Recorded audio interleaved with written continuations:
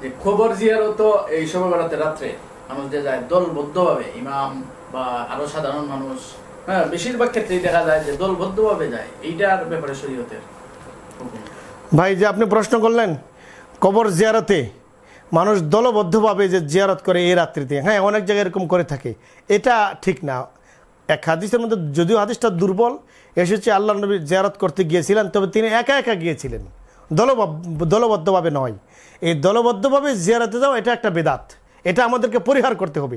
আপনার যদি ইচ্ছা হয় জিয়ারতে আপনি যেতে পারেন, আপনি আপনার সুজা চলে যান, আপনি ডাকাডাকি করে দলবদ্ধভাবে আপনি যাবেন কেন, আপনি সুজা একা চলে যান, এটাই হলো নিয়ম সুন্নাহ। এই বিধানটা কি শুধু শবে বরাতের জন্য না, সবসময় দলবদ্ধভাবে আসর জিয়ারত করতে যায় এরকম কোনো হাদিস দ্বারা প্রমাণিত আছে বলে আমার জানা নাই।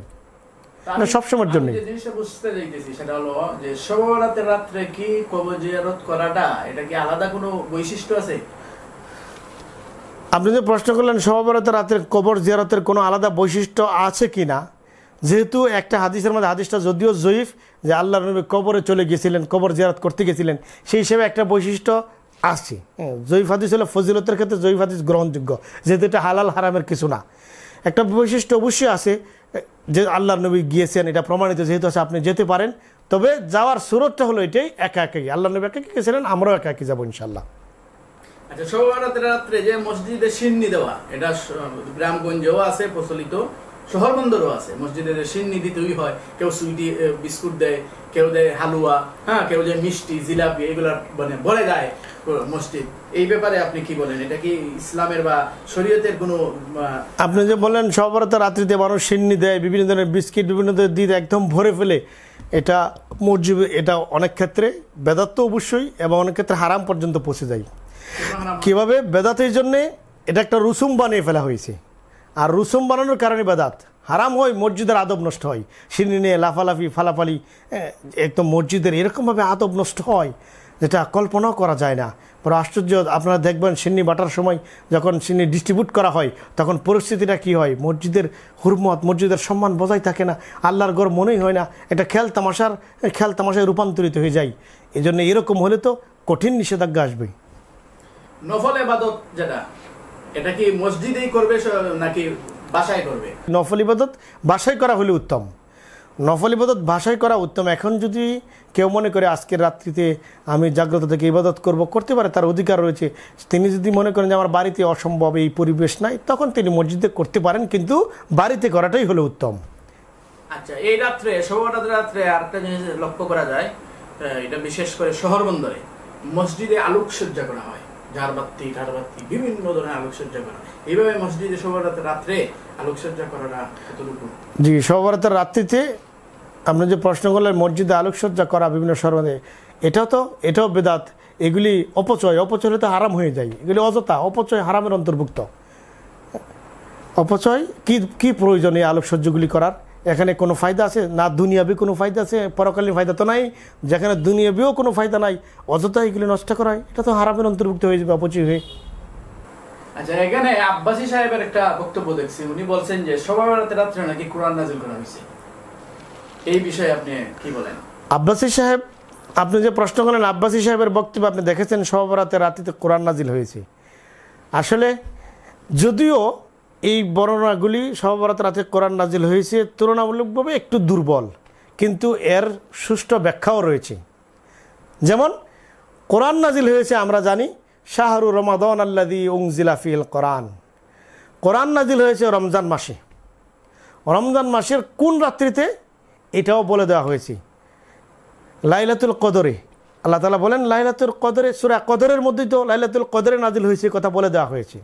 তাহলে কোরআন নাযিল হয়েছে রমজান মাসে, এবং ইন্না আনজালনাহু ফি লাইলাতিল কদর, কদরের রাত্রিতে কোরআন নাযিল হয়েছে। তাহলে এতটুকু প্রমাণিত হলো কোরআন নাযিল হয়েছে রমজানে এবং কদর রাত্রিতে। কিন্তু বিভিন্ন তাফসিরে কিন্তু এই কথাও রয়েছে যে লাইলাতুন নিসফি মিন শাবানে কোরআন নাযিল হয়েছে। তাফসিরে বগবীর মধ্যে আছে, ইকরিমা থেকে বর্ণনা এসেছে, মারিফুল কোরআনের মধ্যে সমাধান সুন্দরভাবে দেওয়া আছে, যে ওই যে আপনার হামিম ওয়াল কিতাবিল মুবিন ইন্না আনজালনাহু ফি লাইলাতিন মুবারাকা, সূরা দুখানের আয়াত, যে ওয়াল কিতাবিল মুবিন, সুস্পষ্ট কিতাবের শপথ, আমি একে নাজিল করেছি এক বরকতময় রাত্রিতে। এই বরকতময় রাত্রির ব্যাখ্যা কি তাফসিরে বগবীতে, তারপরে আপনার ইকরিমার থেকে এক বর্ণনা এসেছে এটা হইল লাইলাতুন নিসফ মিন শাবান। এনায়তুল্লাহ আব্বাসী সাহেব যদি বলে থাকেন, একদম তিনি অমূলক বলেন নাই, তিনি হয়তো এখান থেকেই এটা দেখে এই রাওয়ায়াত দেখেই তিনি বলেছেন যে লাইলাতুন নিসফ মিন শাবানেও নাজিল হওয়ার একটা বর্ণনা এসেছে, অর্থাৎ লাইলাতুল মুবারকা এটা হলো লাইলাতুন নিসফ মিন শাবান, বরকতময় রাত্রি। আবার অনেকে বলেন না, কদরের রাত্রিটাই বরকতময়। আচ্ছা, যদি ধরে নেওয়া হয় যে এটা আলাদা একটা রাত্রি লাইলাতুন নিসফ মিন শাবান ইকরিমার বর্ণনা অনুযায়ী, তাহলে এর সমাধান কি? সমাধান মারুফুল কোরআনে দেওয়া আছে। আসলে লৌহে মাহফুজে নাজিল হয়েছে একদিন, সেখান থেকে প্রথম আকাশে নাজিল হয়েছে আরেকদিন, এবং সেখান থেকে 23 বছরে ধীরে ধীরে হুজুরে পাক সাল্লাল্লাহু আলাইহি ওয়াসাল্লামের উপরে নাজিল হয়েছে। তাহলে 3টা নুজুল হলো, 3টা। একটা হলো আমরা যদি প্রশ্ন করি যে লাইলাতুন আপনি কদরের রাত্রিতে নাজিল করেছেন, এখানে এই প্রশ্ন দেখা দিবে, আমরা তো দেখি 23 বছরে নাজিল হয়েছে, তাহলে কদর রাত্রিতে নাজিল হলো কখন? এখানে যে জবাব ঠিক ওই জবাব হবে শবে বরাতের দিন বললেও। কি জবাব? যে কোরআনের নাজিলের রাত দিন নাজিল একবার নয় 3বার হয়েছে। একবার হয়েছে লৌহে মাহফুজে, আবার হয়েছে প্রথম আকাশে, আবার হয়েছে সেখান থেকে 23 বছরে। তাহলে কদরের রাত্রিতে হয়েছে এক জায়গায়, সেখান থেকে লৌহে মাহফুজে এসেছে আরেক জায়গায়, লৌহে মাহফুজ থেকে 23 বছরে এসেছে দুনিয়ায় আল্লাহ নবী মুহাম্মদ সাল্লাল্লাহু আলাইহি ওয়াসাল্লামের উপরে। আর শবে বরাত আর শবে কদরের মধ্যে ফজিলত তো বেশি অবশ্যই কদরের রাত্রিতে। এটা কি আসবে বারবার? হ্যাঁ, কদরের রাত্রিও বারবার ফিরে আসবে। লাইলাতুন নিসফ মিন শাবান শবে বরাত এটাও প্রত্যেক বছরে একবার ফিরে আসবে। মেরাজে আল্লাহর নবী একদিন গিয়েছিলেন সেই 1400 বছর আগে, আর কোনোদিন মেরাজে যান নাই, কোনোদিন মেরাজে কেউ যাবেনও না। আল্লাহর নবী এসে দ্বিতীয় বছর আর বলেন নাই যে এই রাত্রটা আমি গত বছর মেরাজে গেছিলাম, আজকে মেরাজের রাত্র, এরকম আল্লাহর নবী জীবনে কোনোদিন বলেন নাই। কোনো সাহাবা একরাম কোনোদিন বলেন না। আল্লাহর নবী অনেক বছর তিনি পৃথিবীতে জীবিত ছিলেন, এক যুগের উপরে জীবিত ছিলেন, পৃথিবীতে হিনে হায়াতে ছিলেন মেরাজ থেকে আসার পরে, কিন্তু কোনোদিন বলেন নাই যে আজকে সবে মেরাজ, অমুক রাতে আমি মেরাজে গিয়েছিলাম। কত তারিখের রাতে যে মেরাজ হয়েছিল এটার মধ্যে একতলাফ আছে, এবং সেটা শুধু একবারেই, শুধু এক রাত্রেই শবে মেরাজ, শুধু একদিনেই, যেদিন আল্লাহ নবী গিয়েছিলেন। পৃথিবীতে আর কোনোদিন শবে মেরাজ ফিরে আসবে না। শবে মেরাজ শেষ, শবে মেরাজ কোনো আমল তো নাই, এর শবে মেরাজ বলতে কিছু নাই, আমল আসবে কোথা থেকে? আপনি বললেন শবে মেরাজ বলতে কিছু নাই, আবার বলতেছেন যে রাসূল সাল্লাল্লাহু আলাইহি ওয়াসাল্লাম মেরাজে গেছিলেন। এই কথার অর্থ হলো মানে একদিন আছে, আর কোনোদিন শবে মেরাজ আসবে না। শবে মেরাজ একদিনের জন্য, একদিনের জন্যই, আর কোনোদিন শবে মেরাজ আসবে না। কোনো পালন শবে মেরাজ আসবেই না, পালনের প্রশ্নই ওঠে না। হুজুর সাল্লাল্লাহু আলাইহি ওয়াসাল্লাম বলেন তোমরা লাইলাতুল কদর খুঁজো প্রত্যেক রমজানি। কোনো বর্ণনা এসেছে রমজানের শেষ দশকে, কোনো বর্ণনা এসেছে রমজানের শেষ দশকে বিজুর রাত্রিতে। তার মানে প্রতি বছরই এই হাদিস দ্বারা প্রমাণিত, সুন্নাহ দ্বারা প্রমাণিত। শবে বরাত এবং শবে কদর প্রত্যেক বছরই যে হয় এটা সুন্নাহ দ্বারা প্রমাণিত, কিন্তু শবে মেরাজ এরকম প্রমাণিত নয়। একটা প্রশ্ন হলো যে শবে বরাতের রাত্রে যে মিলাদ পড়া হয় বা কিয়াম করা হয়, হ্যাঁ, সিন্নি টিন্নি এইগুলা যে মসজিদে আলাদা আলাদা অনুষ্ঠান হয়, হ্যাঁ, প্রায় মসজিদে, এমনকি জাতীয় মসজিদেও হয়। তে মিলাদ একটা হলো মিলাদটা কতটুকু শরীয়ত সম্মত, আর একটা হলো শবে বরাতের রাত্রে এটাকে খাস করা। এই ব্যাপারে আপনি কি বলেন? ভাই প্রশ্ন করলেন এই শবে বরাতের রাত্রকে লক্ষ্য করে, উপলক্ষ করে এই রাত্রিতে মিলাদের আয়োজন হয়, ভিন্ন ভিন্নভাবে হয়। এক এক মসজিদে 5 জন, 10 জন, 20 জন, 50 জন, 100 জনের মিলাদ হয়। প্রথম নম্বর কথা হলো এই মিলাদগুলি অধিকাংশই মুর্দাদের জন্যে, মুর্দাদের এরপরে সিন্নি দেওয়া হয়। মুর্দাদের জন্য মিলাদ পরে দোয়া করে কোনো কিছু ভালো নেক আমল করেও কোনো কিছু গ্রহণ করা জায়েজ নাই। আচ্ছা, 2 নম্বর কথা হলো যে মিলাদ যেটা করা হয় আনুষ্ঠানিকতার সাথে, আমি জিয়ারতের ক্ষেত্রেও বলে এসেছি কোনো আনুষ্ঠানিকতা নাই, কোনো জমাতবদ্ধ নাই। তো মিলাদের মধ্যে অবশ্যই দলবদ্ধভাবে ইবাদত পাওয়া যায়। তো শবে বরাতের রাত্রে দলবদ্ধ কোনো ইবাদত নাই। তাহলে শুধু দলবদ্ধ কোনো ইবাদত নাই, শুধু এই ল দিয়েই এই রাত্রে মিলাদ করা ঠিক না, এটা বেদাত। আপনি বলছেন দলবদ্ধ ইবাদত নাই শবে বরাতের রাত্রে, জি, এই মিলাদের বিষয়টা আনলেন। দলবদ্ধ ইবাদত তো আপনার নামাজও। আপনি যে প্রশ্ন করলেন যে মিলাদ যেমন দলবদ্ধভাবে, এই দলবদ্ধভাবে তো নামাজও হইতে পারে, তাহলে কি নামাজও বেদাত হয়ে যাবে? না যায় হবে? আরে ভাই, এশারের জামাত এটা তো এমনিতেই দলবদ্ধভাবে পড়া সুন্নতে মুআক্কাদা, দলবদ্ধভাবে পড়তেই হবে। নফল নামাজ হবে না দলবদ্ধভাবে কোনো নফল ইবাদত হবে না। তো যারা বলেন মিলাদ জায়েজ, তারা সর্বোচ্চ মুস্তাহাব বলেন, তাদের ফতোয়া যদি ঠিকও হয় তবুও মুস্তাহাব আমল দলবদ্ধভাবে করা ঠিক না। শবে বরাতের দিন এই রাত্রকে এত দলবদ্ধভাবে কোনো আমল নাই, যদি মুস্তাহাব মেনেও নেই সাময়িক তবুও এটা করা ঠিক না। 1 2 নম্বর কথা হলো আপনার এই রাত্রির জন্য কেন খাস করে, এই রাত্রির জন্য তো খাস করে রাখে, এই রাত্রি আসলেই আপনার কি করা হবে, মিলাদ পড়া হবে, এই রাত্রি খাস করে, এই খাস করা এটাও তো আরেকটা বিদাত। আর যেভাবে আমাদের দেশে মিলাদের মাহফিল আয়োজন হয়, মিলাদের মাহফিল খুদ আরেকটা বেদাত। তো একটার মধ্যে 5টা 7টা বেদাত যদি একত্রিত হয়ে যায়, মিলাদ যে বিদআত এর কোনো দলিল আপনার কাছে আছে? বেদাত কাকে বলে? বেদাত হলো যার মূল কোরআন হাদিসে নাই, যার মিলাদের অস্তিত্ব কোরআন হাদিসে না, মিলাদের অস্তিত্ব বলতে কোরআন হাদিসে কোথাও নাই। প্রশ্নের জন্য করলাম, যারা এই বিদআতের এই সমস্ত মিলাদের পক্ষে যারা কথা বলেন তারা এই প্রশ্নটা ছুড়ে দেন যে এমন কোন বাবার বেটার জন্ম হয় নাই যে মিলাদ বিদআত প্রমাণ করবে, একটা দলিল দেখাও। হ্যাঁ, মিলাদ যে বিদআত এটার একটা দলিল দেখাও। আপনি যে প্রশ্ন করলেন তারা বলে যে মিলাদ বিদআত, তার একটা দলিল দেখাতে বলি। আচ্ছা, বেদাত হওয়ার দলিল লাগে না, সুন্নাহ হওয়ার দলিল লাগে। মিলাদ যে সুন্নার অন্তর্ভুক্ত তার দলিল দেখাতে হবে তাদেরকে, কোরআন সুন্নাহ কোথায় আছে। না থাকাটা, নিজের থেকে আমল করা, এটার নামই বেদাত। এখন কথা হলো আপনার যারা বলে মিলাদ আছে, আমি তাদের কোথাও কোথাও দেখেছি তারা যে বাবু মা জা আফি মিলাদিন নবী সাল্লাল্লাহু আলাইহি ওয়াসাল্লাম, তিরমিজি সানিতে আছে একটা বাব একটা পরিচ্ছেদ যে হুজুরে পাক সাল্লাল্লাহু আলাইহি ওয়াসাল্লাম মিলাদ সম্পর্কে যা এসেছে এই পরিচ্ছেদটা এই সম্পর্কে। এখন এই মিলাদ মানে জন্ম সম্পর্কে, মানে আল্লাহ নবীর জন্ম নিয়ে আলোচনা। ঈসা আলাইহিস সালামের জন্মের কথা কোরআনে আছে, এখন বলতেছে কোরআনে মিলাদ আছে। কি আশ্চর্য কথা! কোরআনে ইয়া নবী সালাম আলাইকা, আমাদের দেশে যেটাকে মিলাদ, এটার নাম কি মিলাদ? ইয়া নবী সালাম আলাইকা বলার নাম মিলাদ। প্রকৃতপক্ষে কোরআনে কারোর জন্ম আলোচনা করেছে। আপনি যদি বলতেন মুহাম্মদ সাল্লাল্লাহু আলাইহি সাল্লাম এইভাবে জন্ম হয়েছে, এইভাবে জন্ম হয়েছে, এই জন্মের সময়গুলি বল, এটার নাম হলো মিলাদ। ইয়া নবী সালাম আলাইকার নাম কি মিলাদ? তাহলে মূল অর্থে মিলাদটা আছে। হ্যাঁ, মূল অর্থে মিলাদ আছে, কিন্তু এটা এরা অন্য একটা বিষয়কে বলতেছে এটা মিলাদ। মিলাদের নামে যে ওরা একটা অনুষ্ঠান না, মিলাদের নামে বানিয়ে দেয়, এটা নাই। না, মিলাদের নামে কোনো অনুষ্ঠান, কোনো আপনার এই যে গীত গাই, হ্যাঁ, এগুলির নাম, এই গীত গাওয়ার নাম তো মিলাদ না। মিলাদ তো হলো আল্লাহর নবীর। আমরা গীত গাই না, আমরা তো এই দুরূদ শরীফ পড়ি বসে। দুরূদ পড়ে, তো দুরূদ শরীফ তো মিলাদ না। দুরূদ শরীফকে আপনি মিলাদ, দুরূদ শরীফকে মিলাদ? কি আশ্চর্য কথা! মিলাদুন নবী সাল্লাল্লাহু আলাইহি ওয়াসাল্লাম আল্লাহর নবীর জন্মের আলোচনা করা, তো জন্মের আলোচনা করলে না সেটা মিলাদ হবে। কারণ আপনারা তো যেভাবে দুরূদ শরীফ পড়েন, দুরূদ শরীফের সাথে আরও কত কথা আছে। যখন আমার কবরে রাখা হবে থাকিও নবী আমারও শিওরে, লইও গো কুলে তুলে, এগুলি তো শিরকি কথা, এগুলি দ্বারা তো ইমান চলে যায়। মিলাদ মাহফিলে এমন এমন শের গাওয়া হয় যেগুলির দ্বারা মানুষ মুশরিক হয়ে যায়, মানুষের ইমান চলে যায়। মিলাদের মধ্যে আরেকটা জিনিস আমরা লক্ষ্য করি যে তারা কিয়াম করে। কিয়ামটা যে তারা করে, একটা হচ্ছে কিয়াম করাটা কি ইবাদত, আর 2 নম্বর হলো কোন আকীদায় কিয়াম করে। এই আকীদা পোষণ করলে আমাদের ইমানের অবস্থাটা কি হবে?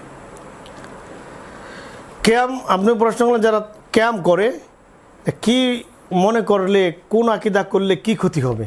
দুরকম হইতে পারে। কেউ মনে করতে পারে হাজির নাজির, কেউ মনে করতে পারে হাজির নাজির না, নবীজি ওইখানে আছে, এখান থেকে আমি সম্মান জানালাম। তাহলে দুইটা জিনিসে ক্লিয়ার করা দরকার। হাজির নাজির বললে তো ইমানই থাকবে না। হাজির নাজির বললে এটা কুফুরি আকীদা। হাজির নাজির আল্লাহ রসুল সাল্লাল্লাহু আলাইহি ওয়াসাল্লাম, এটা হইতে পারে মুজিজাতান, শুধু আল্লাহ রসুল না, কোনো ব্যক্তিও, কোনো ব্যক্তি আল্লাহ তাআলা যদি চান সাময়িক তাকে কোথাও, হ্যাঁ, ওনার রুহকে উনাকে কোথাও নেবেন, এটা আল্লাহ তাআলার ইচ্ছা। সাময়িক এটা হাজির নাজির তো যিনি সবসময় সব জায়গায় থাকতে পারেন, যিনি সবসময় সব জায়গায় থাকেন, সবসময় সব কিছু দেখেন, তাকেই তো বলা হয় হাজির নাজির, নিজের ক্ষমতায়। আর আল্লাহর নবী যদি বা কোনো বুজুর্গ ব্যক্তিও যদি কোথাও যান, সেটা হলো সাময়িক এবং আল্লাহর ইচ্ছা অনুযায়ী, নিজের ইচ্ছা অনুযায়ী নয়। তা হাজির নাজির একমাত্র আল্লাহ তাআলা। যদি আল্লাহর নবী মুহাম্মদ সাল্লাল্লাহু আলাইহি ওয়াসাল্লাম হাজির নাজির হতেন, তাহলে এক জায়গা থেকে আরেক জায়গায় কেন গেলেন? তাহলে কোথাও যাওয়া লাগতো না। তিনি তাবুকের ময়দানে, এত দূরের সফর, এত কষ্টের সফর, সেখানে যাওয়ার কোনো প্রয়োজন, ওখানে তিনি থাকতেই পারতেন। মদিনা থেকে এত কষ্ট করে যাবেন কেন? তিনি তো সব জায়গায় হাজির নাজির, মানে সব জায়গায় থাকতে পারেন। হাজির নাজির একমাত্র আল্লাহ। যদি কেউ হাজির নাজির মনে করে যে নবীজি হাজির নাজির, এই জন্য আমি মিলাদ পড়লাম, দাঁড়িয়ে গেলাম, কিয়াম করলাম, তাহলে তো ঈমান চলে যাবে। আর যদি হাজির নাজির মনে না করেও কেউ মনে করে যে সম্মানার্থে আমি দাঁড়িয়ে গেলাম, নবীজি ওইখানেই আছে, রোজা আথারেই রয়েছেন, আমি এখান থেকে সম্মানার্থে দাঁড়িয়ে গেলাম, এই সম্মানার্থে দাঁড়ানোকে আল্লাহ নবী নিষেধ করেছেন একাধিক হাদিসে। আপনার ওনাদের কিতাব যারা সাধারণত আমরা দেখি আলিয়া মাদ্রাসার ভাইয়েরাই এই কাজটা করে, তো আলিয়া মাদ্রাসা একটা কিতাব পড়ানো মেশকাত শরীফ 9-10 আপনার আদবের অধ্যায়ের মধ্যে, শিষ্টাচারের অধ্যায়ের মধ্যে বাবুল কেয়াম রয়েছে।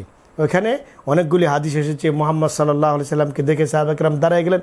সাহাবা কেরাম ফাকুম না আলাহু, আমরা তাকে আল্লাহ দেখে, আল্লাহ নবীকে দেখে সম্মানার্থে দাঁড়িয়ে গেলাম। নবীজি বলেন লা তাকুমু কামা ইয়াকুমুল আআজিমু ইউআযিমু বা'দুহা বা'দা, অনারবের মানুষ যেমন একে অন্যকে সম্মান দেওয়ার জন্য দাঁড়িয়ে যে এইভাবে আমাকে দেখলে সম্মানের জন্য দাঁড়াবে না। তো মুহাম্মদ সাল্লাল্লাহু আলাইহি সাল্লাম তাকে সম্মানের জন্য দাঁড়ানো, তিনি তো সেটা অপছন্দ করেন। মুহাম্মদ সাল্লাল্লাহু আলাইহি সাল্লাম এটা অপছন্দ করেন, সম্মানার্থে দাঁড়ালে আল্লাহ নবী অপছন্দ করেন। এবং সাহাবা কেরাম থেকে এই বর্ণনা এসেছে যে লাম ইয়াকুন শাখসুন আহাব্বা ইলাইহি মির রাসূলিল্লাহি সাল্লাল্লাহু আলাইহি ওয়াসাল্লাম, সাহাবা কেরামের নিকট আল্লাহর নবী থেকে অধিক মহব্বতের আর কোনো ব্যক্তি পৃথিবীতে ছিল না। কিন্তু ওয়ালাকিন ইযা রাআউহু লাম ইয়াকুমু, তারা যখন আল্লাহর নবীকে দেখতেন তখন তারা সাহাবা কেরাম দাঁড়িয়ে যেতেন না, কেননা তারা জানতেন আল্লাহর নবী এটাকে অপছন্দ করেন। এই কারণে সাহাবা কেরাম আল্লাহর নবীকে সবচেয়ে বেশি মহব্বত করতেন। আল্লাহর নবীর জন্য সাহাবা কেরামের দিল, কলিজা, রক্ত, মাংস সব পানি করেছেন। সাহাবা কেরাম সেকেন্ডের মধ্যে আল্লাহর নবীর একটা হুকুমের ইশারায় নিজের জান কুরবান করতে প্রস্তুত ছিলেন। সার্বক্ষণিকভাবে সকল সাহাবা কেরাম প্রস্তুত ছিলেন নিজের জানকে কুরবান করে দিতে। এই সাহাবা কেরাম আল্লাহর নবীকে দেখলে দাঁড়াইতেন না। কেন দাঁড়াতেন না? যেহেতু মুহাম্মদ সাল্লাল্লাহু আলাইহি সাল্লাম, হাদিসে এসেছে, এটা অপছন্দ করতেন। নবীর অপছন্দ হওয়ার কারণে তারা দাঁড়াতেন না। এখন এরপরে চিন্তা করুন, তাহলে সম্মানার্থে দাঁড়ানোকে আল্লাহর নবী নিজে অপছন্দ করেন, নিজে অপছন্দ করেন। এখন কেউ কেউ যে দলিল দেয়, ওই সাহাবা কুমু ইলা সাইয়্যিদিকুম, তোমাদের সর্দারের দিকে দাঁড়াও, সাদ ইবনে মুআযের হাদিস দিয়ে, এখানে লি আসে নাই। লি হলে অর্থ সম্মানার্থে, তারা গ্রামারই জানে না। লি তাজিমের জন্য আসে, ইলা কখনো তাজিমের জন্য আসে না। বলেছেন তোমাদের সর্দারের দিকে দাঁড়িয়ে যাও, আই লিল ইস্তেগাসা, তাকে সাহায্য করার জন্যে। তিনি, তার পায়ের মধ্যে আঘাত ছিল, তাকে উট থেকে, বাহন থেকে নামানোর জন্যে তার দিকে এগিয়ে যাও। আর এটাকে তারা দলিল হিসেবে চালিয়ে দিচ্ছে সম্মানার্থে। আর সম্মানার্থে দাঁড়ানোর প্রশ্ন, যেখানে আল্লাহর নবীর সামনে থাকা সত্ত্বেও সাহাবা কেরাম সম্মানার্থে দাঁড়াতেন না, আর এত দূর থেকে সম্মানার্থে দাঁড়ানো, এত দূর কোথায় মুহাম্মদ সাল্লাল্লাহু আলাইহি সাল্লাম রোজা আথারে শুয়ে আছেন, এটা তো হাদিসের মধ্যে নাই, কোথাও নাই। হ্যাঁ, আপনার অনেকে দলিল দেয় যে আল্লাহর নবী একটা লাশ দেখে দাঁড়িয়ে গেছিলেন। লাশ তো গায়েব, মানে লাশ, রু যেহেতু নাই, রুটা গায়েব, ইহুদির লাশ দেখে দাঁড়িয়ে গেছেন মুহাম্মদ সাল্লাল্লাহু আলাইহি সাল্লাম। আরে ওইখানে হাদিসের ব্যাখ্যা দেখবেন যে কেন দাঁড়িয়েছিলেন।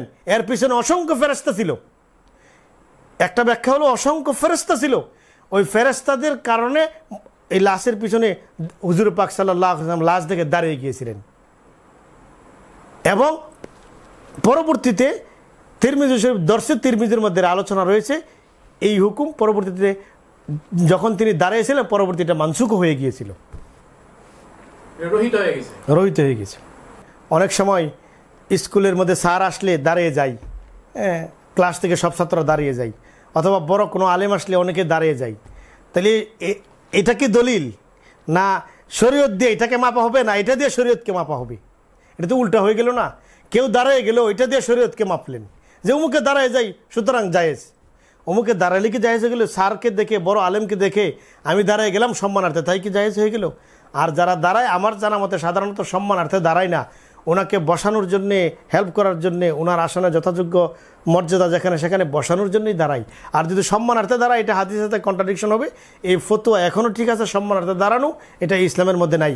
সম্মানার্থে দাঁড়ানোটা শুধু সম্মানের জন্যে অযথা দাঁড়িয়ে থাকবেন। হাদিসের মধ্যে বরং এসেছে, যে ব্যক্তিকে আনন্দ দিবে, মান সাররাহু আই ইয়াতামাসালা লাহুর রিজালু কিয়ামা ফাল ইয়াতাবাওয়া মাকাদাহু মিনান নার। সম্মানার্থে দাঁড়িয়ে গেল, মূর্তির মতো দাঁড়িয়ে থাকলো, কোনো কাজ নাই, অযথা, শুধু সম্মানার্থে, আর কোনো কাজ নাই। তাকে ধরে এনে বসাবে এরকমও কোনো কাজ নাই, কোনো কিছুই নাই, শুধু সম্মানার্থে দাঁড়িয়ে গেল। এই দাঁড়ানো যাকে আনন্দ দিল, মূর্তির মতো দাঁড়িয়ে গেল, আল্লাহ নবী বলেন সে যেন, যাকে আনন্দ দিল তার ঠিকানা যেন সে জাহান্নামে করে নিল। এখন কেউ কাউকে দেখে স্কুলে, প্রতিষ্ঠানে, কোথাও কোনো বড় আলেমকে দেখে দাঁড়িয়ে গেল, যদি ধরে নিলাম যদি সে সম্মানার্থে দাঁড়িয়ে থাকে সম্মানের জন্যে, এটা কি দলিল না শরীয়ত দলিল? এটা দিয়ে শরীয়তকে বদলাবেন না শরীয়ত দিয়ে এটাকে বদলানো উচিত? শরীয়ত দিয়ে তো এটাকে বদলানো উচিত। দ্বিতীয় কথা হলো, এই প্রশ্নটা তো এখানে খাটেই না। এই প্রশ্নটা এখানে খাটেই না যে স্কুলের স্যারকে দেখে দাঁড়িয়ে গেল, মাদ্রাসার টিচার, বড় আলেমকে দেখে দাঁড়িয়ে গেল। উনি তো দেখে দাঁড়ালেন, উনি এসেছে, দাঁড়িয়েছেন। আর আপনি যে মিলাদের মধ্যে দাঁড়িয়ে গেলেন, যদি মনে করেন যে এসেছে তিনি আসেন, তাহলে কখন আসেন কখন যান অনেক প্রশ্নের সম্মুখীন। তিনি যদি সব জায়গায় আসা যাওয়া করেন তাহলে কুফরি আকীদা হয়ে যাবে, তার মানে আসা যাওয়া করেন না। আর যদি বলেন এসেছে তাহলে তো ভুল হয়ে গেল, যদি বলেন আসেন নাই তাহলে এটার সাথে যুক্তি মিলে না। কারণ স্যার তো এসেছে, মৌলানা সাহেব এসেছেন, বড় আলেম উপস্থিত হয়েছেন, আর আল্লাহ নবী আসেন নাই, এসেছে বলে দাঁড়ানোর প্রশ্ন, সুতরাং এখানে আপনার প্রশ্নই সঠিক না। আচ্ছা, যদি আপনি কেউ বলে যে আমাদের চোখে আমরা দেখেছি আল্লাহ নবী এসেছেন, তাহলে ইমানের সাথে দেখলে সাহাবা, এখন থেকে আপনারও সাহাবা, অথবা আপনাদের ইমান নাই। যদি আপনাদের ইমান থাকে, ইমানের সাথে আল্লাহ নবীকে দেখলে হয় সাহাবা। আর ইমান যার না থাকে, কাফের, কুফরি করে, সে কাফের আল্লাহ নবীকে দেখলেও সে সাহাবা হয় না। তাহলে হয় আপনাদের ইমান নাই, আর যদি ইমান থাকে তাহলে আপনারাও এখন থেকে রাদিয়াল্লাহু আনহুম সাহাবা কেরামের জামাতের অন্তর্ভুক্ত হয়ে যাবেন নাকি? মিলাদুন্নবী কায়েম করে, মিলাদুন্নবী তো কায়েমের কিছু নাই। মিলাদুন্নবী শুধু আলোচনা করা যায়, আল্লাহ নবীর জন্ম কায়েমের কিছুই নাই। এখান থেকে কি কায়েম করবেন আপনি? এখান থেকে কিছু আমল করতে পারবেন? আপনি কি আবার আল্লাহ নবীর মতো জন্মগ্রহণ করবেন এইভাবে, যে জন্মের আলোচনা হয় এইভাবে? কি যে আমি আলোচনা করতেছি এইভাবে একটা শিশু আমি জন্ম দিব আমার ঔরসে, এটা কি কারো কেউ আমল করতে পারবে? কারো পক্ষে সম্ভব? তো মিলাদুন্নবী কায়েম করার কিছু নয়, শুধু আলোচনার বিষয়। সিরাতুন নবী কায়েমের বিষয়। আল্লাহর নবীর যা তোমাদেরকে যা দিয়েছেন তা তোমরা গ্রহণ করো, এবং যা থেকে নিষেধ করেছেন তার থেকে বিরত থাকো। সিরাতুন নবী আমাদের জন্য আদর্শ, উসওয়াতুন হাসানা। সিরাতুন নবী আমাদের কায়েম করতে হবে। মিলাদুন নবী শুধু আলোচনার বিষয়, কায়েমের বিষয় না। যে আল্লাহ নিকটতম মানে আসমানে আইন শবে বরাতে রাত্রে কি আবার দাদা রূপটা কি দা? এটা কি সশরীরে আইন বা এটা আল্লাহ পাক প্রথম আকাশে আসেন, এটার মধ্যে কিভাবে আসেন এটা আল্লাহ তাআলা ভালো জানেন। এর অর্থ এরকম না যে আল্লাহ একটা সিঁড়ি থেকে নেমে আরেক সিঁড়িতে চলে আসছেন। আমরা যেমন এক সিঁড়ি থেকে নেমে আরেক সিঁড়িতে চলে যাই, উপরে আসন থেকে তখন তো আমি ওই আসন আমার খালি থাকবে। আমি যখন এক আসন ছেড়ে আরেক আসনে চলে যাব তখন আমার ওই জায়গা খালি থাকবে, এরকম না। আল্লাহ তাআলার উপরে এটা আল্লাহ তাআলা ভালো জানেন।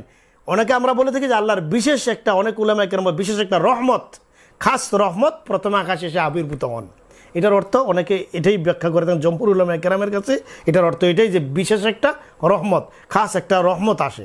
আল্লাহ তাআলা এক জায়গা থেকে আরেক জায়গায় যদি তিনি মূল সত্তা নিয়ে চলে আসেন, আল্লাহ তাআলা ওইখান থেকে চলে আসবেন, ওইখানে আবার নাই, তাহলে এটা কেমন হলো? এটা হইতে পারে না। সত্তা বলতে তো এখানে অনেকেই বলেন যে সত্তাগতভাবে আল্লাহ কোন স্থানেরই মুখাপেক্ষী নন। অবশ্যই জায়গায় না, আরশও না, অবশ্যই অবশ্যই আপনি কি বলেন? এটাই আল্লাহ তাআলা কোনো কিছুর মুখাপেক্ষী না, এটা আল্লাহ তাআলার কোনো কিছুর মুখাপেক্ষী না। এখন এই বিষয়গুলি আসলে কিভাবে আরশে সমাসীন হন এটাও আমি বলতে পারবো না, আমার পক্ষে বলা অসম্ভব। এটা বলা, এটা ব্যাখ্যা দিতে যাওয়া অসম্ভব। কিভাবে এটা আল্লাহই ভালো জানেন। কিভাবে প্রথম আকাশ আসেন এটাও আল্লাহ তাআলা ভালো জানেন। তো আমরা ধরে নিতে পারি অন্ততপক্ষে বিশেষ একটা রহমত এই রাত্রিতে এসে আবির্ভূত হন। তাইলে প্রশ্ন হবে যে অন্যান্য রাত্রে কি আল্লাহর রহমত আছে না? হ্যাঁ, বিশেষ রহমত এখানে হলো বিশেষ রহমত, বিশেষ রহমত। আল্লাহ তাআলা কিভাবে আসেন আল্লাহই ভালো জানেন। আল্লাহ বলেছেন বস বিশ্বাস করে নিলাম। কিভাবে আসেন এটা আল্লাহ তাআলাই ভালো জানেন। আপনি যে বলেছেন অন্যান্য রাত্রিতে আসে, কিন্তু এই রাত্রিতে বিশেষ রহমতের সাথে আবির্ভূত হন, যে বিশেষ রহমতের কথা অন্যান্য রাত্রিতে নাই। যখন কোন স্থান ছিল না তখন আল্লাহ ছিলেন, এর মানে আল্লাহর সত্তা থাকার জন্য কোন স্থানের মুখাপেক্ষী নয়, আরশেরও না, জমিনেরও না। জি জি, আপনি যে বললেন আল্লাহর সত্তা থাকার জন্য কোনো স্থানের মুখাপেক্ষী কিনা, না, আল্লাহ তাআলার সত্তা আরশ কুরসি কোনো কিছুরই মুখাপেক্ষী না। যখন আরশ কুরসি ছিল না তখনও তো আল্লাহ তাআলা ছিলেন, আর তখন ছিলেন না। এই আয়াতগুলি আয়াতে মুতাশাবিহাত, ইস্তাওয়া আলাল আরশ, মুতাশাবিহাতের অন্তর্ভুক্ত। কিভাবে আরশের সমাসীন হয়েছিল আল্লাহ তাআলা ভালো জানেন। এটার পরিপূর্ণ ব্যাখ্যা দেওয়া আমার পক্ষে অসম্ভব, কারণ আল্লাহ তাআলা স্থান কাল পাত্র কোনো কিছুর মুখাপেক্ষী না। এই সব কিছু সৃষ্টি করার আগেও তো আল্লাহ তাআলা ছিলেন, তখন কোথায় ছিলেন? আপনি বলছেন যে আপনার পক্ষে এটার ব্যাখ্যা দেওয়া অসম্ভব, তাহলে কি আরো অন্যান্য মানুষের পক্ষে এটা ব্যাখ্যা দেওয়া সম্ভব? না, এটার পরিপূর্ণ ব্যাখ্যা দেওয়া আমি মনে করি কারো পক্ষে সম্ভব না। আপনি যে বলছেন অন্যান্য লোকদের পক্ষে সম্ভব কিনা, আমি মনে করি যে এটার পরিপূর্ণভাবে আল্লাহ কিভাবে বসেন কিভাবে আসেন পরিপূর্ণ ব্যাখ্যা দেওয়া কারো পক্ষে সম্ভব না। শবে বরাত উপলক্ষে আমাদের দেশে দুইটা গ্রুপ আছে, এরা বাড়াবাড়ি করে, কেউ বেশি বাড়াবাড়ি করে, কেউ বেশি সারাসারি করে। যখন শবে বরাত আসে কেউ বলে শবে বরাত কোরআন হাদিসে কোথাও নাই, শবে বরাত শব্দই নাই। আর কি আশ্চর্য কথা, নামাজ শব্দ যদি কেউ বলে নামাজ শব্দ কোরআন হাদিসে নাই, তাহলে কি কেউ দেখাতে পারবে? দেখাতে পারবে না। ঠিক এরকমভাবে শবে বরাত এটা ভিন্নভাবে বলা হচ্ছে, সব ফার্সি শব্দ অন্য ভাষায় বলা হচ্ছে। বারোয়াত মুক্তির রজনী, ফার্সি এবং আরবি, আরবি ফার্সি মিলে অনেক ওয়ার্ড, অনেক শব্দ গঠিত হয়, এরকম বহু এরকম রেওয়ায়েত আছে। আরবি ফার্সি যেহেতু অক্ষরগুলি একই, পাশাপাশি এরকম শব্দ হয়, একটার সাথে একটা অ্যাডজাস্ট হয়ে একটা কিছু বোঝাই। যেমন সব রাত, বারোয়াত মুক্তির রাত, যেটাকে হাদিসের ভাষা অনুযায়ী লাইলাতুন নিসফি মিন শাবান বলা হয়।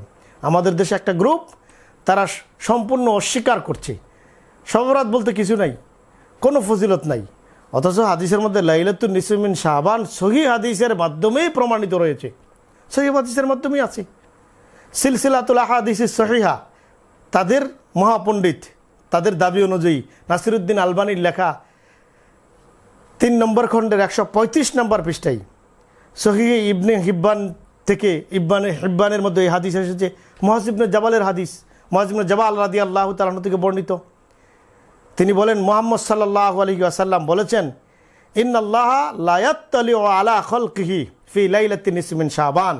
আল্লাহ তাআলা শাবানের 14 তারিখ দিবাগত রাত, অর্থাৎ 15 রাত্রি, 14 তারিখ দিবাগত রাত্রিতে তার সৃষ্টি জগতের উপর এক বিশেষ রহমত নিয়ে আল্লাহ পাক আবির্ভূত হন।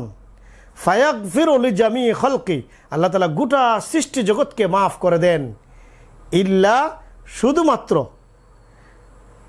মুশাহিনিন, যে নাকি হিংসুক, অথবা কোনো বর্ণনা হচ্ছে মুশরিকিন, যে মুশরিক তাকে, এবং ওয়া মুশাহিন, এবং যে হিংসুক, অথবা কোনো বর্ণনা হচ্ছে আও মুশাহিনিল লিআখি, তার ভাইয়ের প্রতি বিদ্বেষ পরায়ণ, তাকে এই 2 শ্রেণীর লোককে মাফ করা হয় না। তাহলে নাসিরুদ্দিন আলবানির কিতাব এর মধ্যেই সিলসিলাতুল আহাদিস সহিহার মধ্যে তিনি এই হাদিস এনেছেন। অনেক কিতাবের মধ্যে এসেছে, মাজমুউজ জাওয়ায়েদের মধ্যে এসেছে, নুরুদ্দিন হাইসামি এনেছেন, আল্লামা মুনজিরি আত-তারগিব ওয়াত-তারগিবের মধ্যে এই হাদিস এনেছেন, অনেক কিতাবের মধ্যে এসেছে। মুআয ইবনে জাবাল থেকে বর্ণিত এই হাদিস, আল্লাহ পাক শবে বরাতের রাত্রিতে সৃষ্টি জগতের উপর এক বিশেষ নেয়ামত, বিশেষ রহমতের সাথে আল্লাহ পাক আবির্ভূত হন, পুরো সৃষ্টি জগৎকে মাফ করে দেন, শুধুমাত্র মুশরিক এবং হিংসুক ব্যতীত। নাসিরুদ্দিন আলবানি এই হাদিস এনে তিনি হাযা হাদিসুন সহিহ, এই হাদিস সহিহ এর তিনি সনদ লাগিয়েছেন। তিনি তার এই কিতাবের মধ্যে আরও লাইলাতুন নিসফি মিন শাবান, শাবানের 14 তারিখে রাতের ফজিলত সম্পর্কে আরও বিভিন্ন বর্ণনা এনে কোনো কোনো বর্ণনার সাথে তিনি বলেছেন, সত্যায়িত করেছেন, সহিহুল লিগায়রি, সহিহুল লিগায়রিহি বলে তিনি সত্যায়িত করেছেন। এবং তিনি এই কথাও বলেছেন যে এতগুলি মিন তুরকিন মুখতালিফা মিনাস সাহাবা, এতগুলি সাহাবাত থেকে বর্ণিত হয়েছে লাইলাতুন নিসফি মিন শাবানের ফজিলত সম্পর্কে বলে তিনি সাহাবাগণের নাম বলেছেন, মুআয ইবনে জাবাল, আবু মুসা আল আশারি, আবু সালাব আল খসানি, আবু হুরায়রা রাদিয়াল্লাহু তাআলা আনহু, সিদ্দিক আকবর রাদিয়াল্লাহু তাআলা আনহু, তারপরে আবু হুরায়রা রাদিয়াল্লাহু তাআলা আনহু, আয়েশা সিদ্দিকা রাদিয়াল্লাহু তাআলা আনহা, এই সমস্ত সাহাবাদের নাম নাসিরুদ্দিন আলবানি তুলে ধরেছেন। এদের থেকে বর্ণিত এত বিশাল জামাত থেকে যেহেতু শবে বরাতের অর্থাৎ লাইলাতুন নিসফি মিন শাবানের হাদিসগুলি বর্ণিত হয়েছে, নাসিরুদ্দিন আলবানি স্বীকার করেছেন লাইলাতুন নিসফি মিন শাবানের ফজিলত, অর্থাৎ শবে বরাতের ফজিলত। আপনারা শুনে আশ্চর্যান্বিত হবেন হয়তোবা, কারণ এতদিন ধরে আহলে হাদিসরা অস্বীকার করে আসছে, নামদারি আহলে হাদিস যারা, তারা লাইলাতুন নিসফি মিন শাবান, শবে বরাত বলতে কিছু নাই। কিন্তু আকরামুজ্জামান বিন আব্দুস সালাম আহলে হাদিস শেখ, তিনি একটা বই লিখেছেন শবে বরাত সম্পর্কে, ছোট্ট বই। এই বইয়ের মধ্যে তিনি ইবনে তাইমিয়া, তারপরে আহলে হাদিস আলেম আব্দুর রহমান মুবারকপুরীর তুহফাতুল আহওয়াজি থেকে আরও অনেক কিতাব থেকে দলিল এনে তিনি শবে বরাতের ফজিলত, লাইলাতুন নিসফি মিন শাবানের ফজিলত এই বইয়ের মধ্যে তিনি স্বীকার করেছেন। কিন্তু তিনি যে চালাকিটা করেছেন, সেই চালাকিটা হলো তিনি বলেছেন এই রাত্রে কোনো আমল নাই, এই রাত্রে কোনো আমল নাই। এই কথার সাথে আমরা অর্ধেক একমত। এই রাত্রে কোনো আমল নাই মানে নির্দিষ্ট কোনো আমল নাই, নির্দিষ্ট কোনো আমল নাই। কিন্তু এই রাত্রে আমল নাই বলে তিনি বোঝাতে চাচ্ছেন যে কোনো নামাজও পড়া লাগবে না, ইস্তিগফারও করা লাগবে না, কোনো কিছুই করা লাগবে না, এমনিতেই এই ফজিলত সবাই পেয়ে যাবে। অথচ তিরমিজি শরীফের হাদিসের মধ্যে এসেছে, ফায়াগফিরু লিল মুস্তাগফিরিন ওয়া ইয়ারহামুল মুস্তারহিমিন, যারা আল্লাহ পাকের কাছে এই রাত্রে ক্ষমা চায় আল্লাহ তাদেরকে মাফ করবেন, যারা রহমত চাই তাদেরকে আল্লাহ তাআলা রহমত দ্বারা ধন্য করবেন। তার মানে ক্ষমা চাওয়াটা যেহেতু ফজিলতের রাত, আর সাধারণত ফজিলতের রাত্রে ইবাদত, নফল ইবাদত করা এটাই স্বাভাবিক। তাহলে যারা ক্ষমা চাই তাদেরকে আল্লাহ ক্ষমা করেন, যারা রহমত চান আল্লাহ পাক তাদেরকে রহমত দ্বারা এই রাত্রিটিকে ধন্য করেন। এবং তিরমিজি শরীফের হাদিসে এটাও এসেছে, আল্লাহর নবী মুহাম্মদ সাল্লাল্লাহু আলাইহি ওয়াসাল্লাম তিনি নামাজে চলে গেলেন। সিদ্দিকা রাদিয়াল্লাহু তাআলা আনহা ভাবলেন, হাত্তা জানান্তু আন্নাহু কদ কুবিজ। আয়েশা সিদ্দিকা বলেন যে আমার ধারণা হয়েছে এত লম্বা সেজদা আল্লাহর নবী উঠছেন না, লিতুলিস সুজুদ, এত লম্বা সেজদা আল্লাহ নবী হয়তো দুনিয়া থেকে বিদায় নিয়ে চলে গেছে, রূহ হয়তো কবজ করা হয়ে গিয়েছে। সিদ্দিকা রাদিয়াল্লাহু তাআলা আনহা এই মনোভাব নিয়ে তিনি বললেন, আমি তখন হুজুর পাক সাল্লাল্লাহু আলাইহি ওয়াসাল্লামের বৃদ্ধাঙ্গুলিতে আমি আঙ্গুল দিয়ে চিমটি কাটলাম। তারপরে হুজুর পাক সাল্লাল্লাহু আলাইহি ওয়াসাল্লাম উঠলেন, নামাজ শেষ করলেন, অরফা রাসাহু মিনাস সুজুদ, সেজদা থেকে মাথা উঠালেন। তারপরে অফারগা মিন সালাতি, নামাজ থেকে ফারেক হওয়ার পরে বললেন, আয়েশা তুমি কি ধারণা করেছো আল্লাহ এবং তার রসুল তোমার উপর কোনো ধরনের তোমার আমানতে কোনো খেয়ানত করবে? সিদ্দিকা রাদিয়াল্লাহু তাআলা আনহা বললেন, আল্লাহর কসম আমি এরকম কোনো ধারণা করি নাই, বরং আমি ধারণা করেছিলাম এত লম্বা সেজদা আপনি দিচ্ছেন আপনার রূহ হয়তো কবজ করা হয়ে গিয়েছে। রাসূলুল্লাহ সাল্লাল্লাহু আলাইহি ওয়াসাল্লাম বললেন, সিদ্দিকা তুমি কি জানো আতাদরিনা মা হাযিহিল লাইলা, এই রাত্র কি রাত তুমি কি জানো? সিদ্দিকা রাদিয়াল্লাহু তাআলা আনহা বললেন, আল্লাহ এবং তার রাসূলই ভালো জানেন। হুজুর পাক সাল্লাল্লাহু আলাইহি ওয়াসাল্লাম বললেন, হাযিহি লাইলাতুন নিসফি মিন শাবান, এটা হলো শাবানের 14 তারিখের রাত। এই রাত্রিতে আল্লাহ তাআলা সমস্ত সৃষ্টি জগৎকে আল্লাহ পাক মাফ করে দেন। আরও অনেক বিভিন্ন হাদিসের মধ্যে বিভিন্ন রকম বর্ণনা এসেছে, আল্লাহ তাআলা এই রাত্রিতে প্রথম আকাশে চলে আসেন, প্রথম আকাশে চলে এসে ডাকতে থাকেন। কি ডাকেন? এরপরে আল্লাহ তাআলা এসে ডাকেন আর বলেন, আলা মিন মুস্তাগফিরিন ফাগফিরালাহ, আলা মিন মুস্তারজিকিন ফারজুকাহ। আল্লাহ পাক বলেন, কে ক্ষমা চাইবে ক্ষমা চাও আমি তাকে মাফ করে দিব, কে রিজিক চাইবে রিজিক চাও আমি তাকে রিজিক দান করবো, আলা মুবতালা, কে বিপদগ্রস্ত আছো ফাআফিয়া, আমি তোমাকে বিপদ থেকে উদ্ধার করব, আলা কাজা। এমনিভাবে আল্লাহ পাক ডাকতে থাকেন হাত্তা ইয়াতলু আল ফজর, ফজর উদিত হওয়ার, ভোর উদিত হওয়ার আগ পর্যন্ত, প্রভাত রশি উদিত হওয়ার আগ পর্যন্ত আল্লাহ পাক এমনিভাবে সারা রাত এই রাত্রিতে ডাকতে থাকেন। তাহলে আমরা কি আমল পেলাম? আল্লাহর নবীর এই হাদিস দিয়ে লম্বা সেজদা, লম্বা নামাজ, ধীরে স্থির নফল নামাজ এবং ইস্তিগফার করা এবং দুনিয়াবি কোনো প্রয়োজন রিজিক চাওয়া, এটা হুজুর পাক সাল্লাল্লাহু আলাইহি ওয়াসাল্লাম হাদিস দ্বারাই প্রমাণিত। আপনি বলবেন জয়ীফ জয়ীফ জয়ীফ উড়িয়ে দিলেন। আপনাদের লিডার, আপনাদের ধর্মের আপনারা যাকে অনুসরণীয় আলেম, তুহফাতুল আহওয়াজির 3 নম্বর খণ্ডের মধ্যে আব্দুর রহমান মুবারকপুরি তিনি নিজেই বলেছেন, এগুলি হাযিহিল আহাদিসু বিমাজমুইহা হুজ্জাতুন আলা মা জামা আন্নাহু লাইসা ফি লাইলাতি নিসফি মিন শাবান শাইউন, যে যারা এই কথা ধারণা করে যে লাইলাতুন নিসফি মিন শাবান এর মধ্যে কোনো ফজলুন, কোনো ফজল নাই, কোনো ধরনের ফজিলত নাই, তাদের বিরুদ্ধে এই হাদিসগুলি এতগুলি সনদে এসেছে, এই সবগুলি সনদ মিলে এগুলি দলিল যে না তাদের কথা ভুল, লাইলাতুন নিসফি মিন শাবানের ফজিলত রয়েছে। হাদিস যদি জয়ীফ একটা হয়, আরেকটা যদি এই মর্মে সহিহ হাদিস থাকে, দুইটা মিললে এই জয়ীফ হাদিসও কী হয়ে যায়, তার মান উন্নত হয়ে যায়, সেটা হাসানের পর্যায়ে চলে যায়। অথবা অনেকগুলি বর্ণনায় যদি জয়ীফ হাদিস আসে, কোনো ধরনের দুর্বলতা থেকেও থাকে, অনেকগুলি বর্ণনায় আসলে এমনিতেই জয়ীফ হাদিস হাসানের পর্যায়ে চলে যায়।